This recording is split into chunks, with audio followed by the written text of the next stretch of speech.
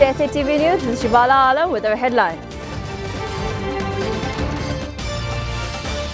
Prime Minister murmurs of introducing area-based load shedding for a specific time to save the fuel. Government increased prices of rawhide by Dhaka 7 per square foot. Cowhide fixed at Dhaka 47 to 52 in the capital, Dhaka 40 to 44 outside Dhaka. Flood situation in Sylhet remains unchanged. Waterborne diseases break out in flood-hit areas. People are having miserable life in the last 20 days.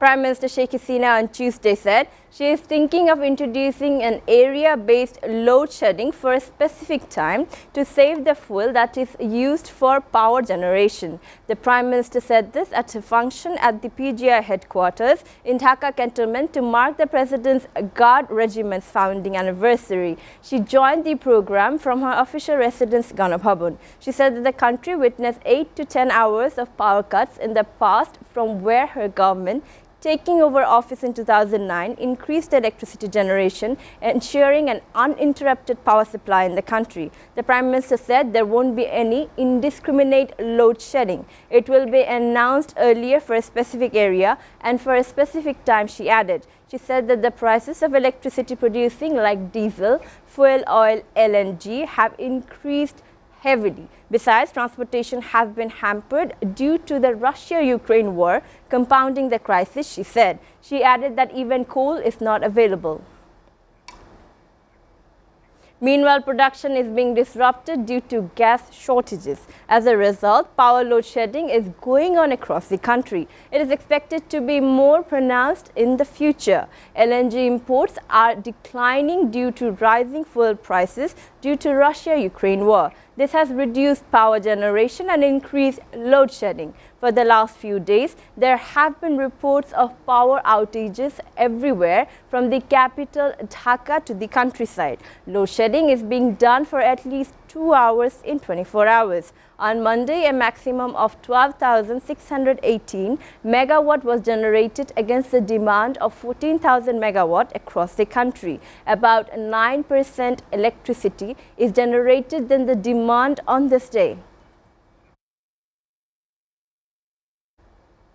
The government has increased the prices of rawhide by Dhaka 7 per square foot ahead of Eid al-Adha. The prices of raw cowhide have been fixed at Dhaka 47 to 52 per square feet in the capital and Dhaka 40 to 44 outside Dhaka. The decision came from an online meeting on Tuesday with Commerce Minister Tipu Munshi in the chair. The prices of goat skin have been fixed at Dhaka 18 to 20 per square foot across the country, while that of she-goat at Dhaka 12 to 14, said the minister. Last year, the price of salted cow rawhide was fixed at Dhaka 40 to 45 per square feet in Dhaka and Dhaka 33 to 37 per square foot outside of the capital. Besides, the price of goat hide was set at Dhaka 15 to 17 per square foot, while it was Dhaka 12 to 14 per square foot of female goat hide across the country.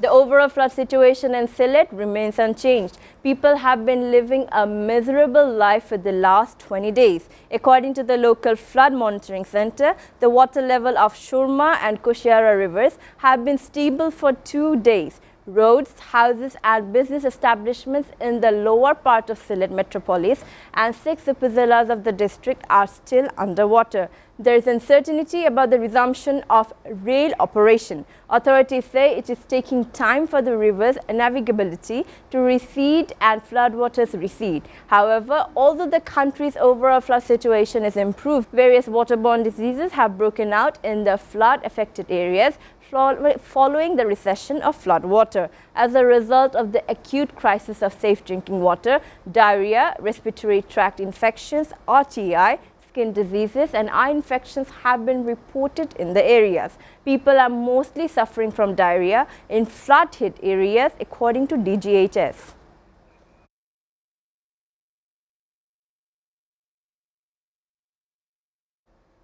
After suffering the ticket, the train was delayed at the beginning of the journey. On the first day of the Eid journey, the Nil Sagar Express was scheduled to leave at 8:40 a.m. But it was delayed by 1 hour and leaving the Tista Express at 8 in the morning, 1.5 hours late. However, the last day advance ticket collection was not so crowded.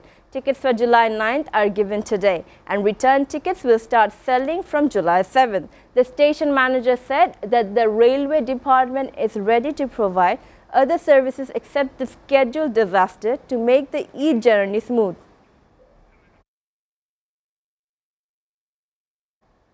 A businessman who allegedly attempted to commit suicide by setting himself on fire at the Jatiya Press Club in the capital yesterday passed away on Tuesday morning. The deceased was identified as Ghazi Anis, also former president of Kushtia District Unit of Bangladesh Chhatruli.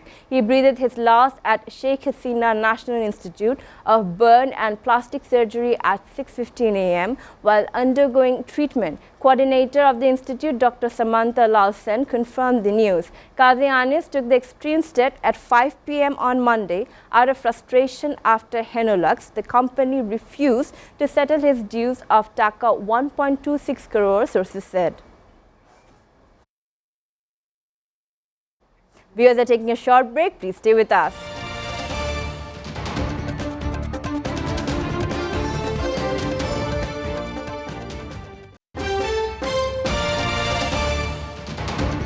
Welcome back. You're watching SATV News. Now news from abroad. At least 6 people, including 2 women, and 3 young girls, were killed and over a dozen people injured in a rain-related incident in Balochistan. Heavy rains with strong winds started in many areas of the province in the afternoon. Sources said 5 people were swept away by flood water. They said dozens of mud houses collapsed as heavy rains with thunderstorm lashed Kita, leaving many trees and electricity poles uprooted. The provincial capital and its surrounding areas were plunged into complete darkness after 33 of 72 feeders of the Kita Electric Supply Company went out of order. Northern and central parts of Balochistan will receive more heavy rains with thunderstorms sent Met Office. Low-lying areas of Kita were badly affected where flood water entered in houses, resulting in the collapse of mud houses, while makeshift houses of nomads were swept away in the flash flood coming from nearby mountains.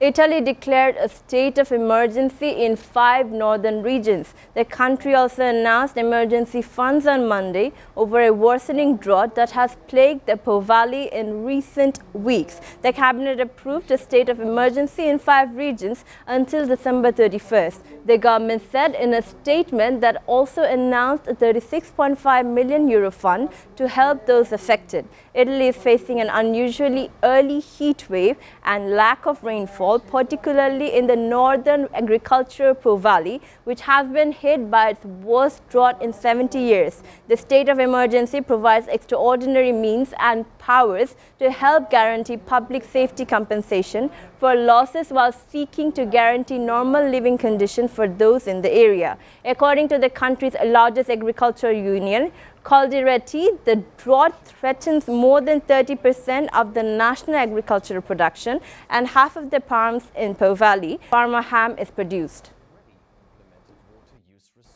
Rain-swollen rivers spilled mud-brown waters across swathes of Sydney on Tuesday, swamping homes and roads while forcing thousands to flee. Emergency services have now instructed about 50,000 people to evacuate or to prepare to escape the rising waters in New South Wales, officials said. Emergency workers carry out 22 flood rescues in Sydney overnight, they said, with the support of 100 army troops deployed to the state. The floods, heavy rain and powerful winds led to power cuts for 19,000 homes. Australia has been at the sharp end of climate change with droughts, deadly bushfires, bleaching events on the Great Barrier Reef and floods becoming more common and intense as global weather patterns change. Meteorologists predicted the weather front would move northwards along the east coast after dumping rain on Sydney for 4 days. Meanwhile, the federal government has declared a natural disaster in 23 flooded parts of New South Wales, unlocking relief payments to stricken residents. In the USA, 22-year-old man is in custody in connection with a deadly shooting at the 4th of July parade in a Chicago suburb. According to local authorities, the man, Robert, is being questioned for opening fire on the parade from a rooftop shortly after celebrations began early Monday, with participants apparently targeted at random. At least 6 people were killed and dozens injured. July 4th shooting was just the latest to shatter the rituals of American life. Schools, churches, grocery stores, and now community parades have also become killing grounds in recent months. This time, the bloodshed came as the nation tried to find causes to celebrate its founding and the bonds that hold together. Now sports news. Rafal Nadal is in the Wimbledon quarter-finals. The Spanish star has secured the last 8 by defeating Dutch star Van by 3-0 in the last 16 match. The first set showed as Van matched the superstar with no breaks through the first 9 games. It took until the 10th game for Nadal to finally gain an advantage, breaking his opponent to win the set by 6-4. The second set was much easier for the favorite. Nadal earned 2 breaks and finished 17 of 23 on service points on the way to 6-2 Rome. The number 2 seed was cruising at this point. There were some bright spots for Van in the third set, including his first break of the match. After Nadal got the triple match point in the tiebreak, Van again fought back to even the tiebreak at 6-6. It still wasn't enough to win a set, with Nadal getting the key points down the stretch to finish things off.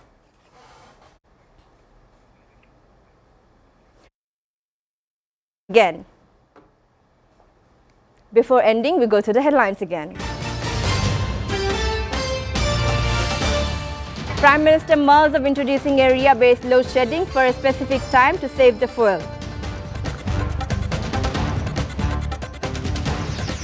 Government increased prices of rawhide by Dhaka 7 per square foot. Cowhide fixed at Dhaka 47 to 52 in the capital, Dhaka 40 to 44 outside Dhaka.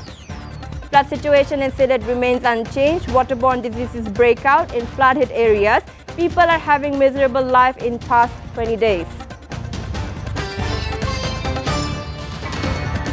You're up to date so far here on SATV News, and to know the latest news, visit www.satvtv. Stay with SATV.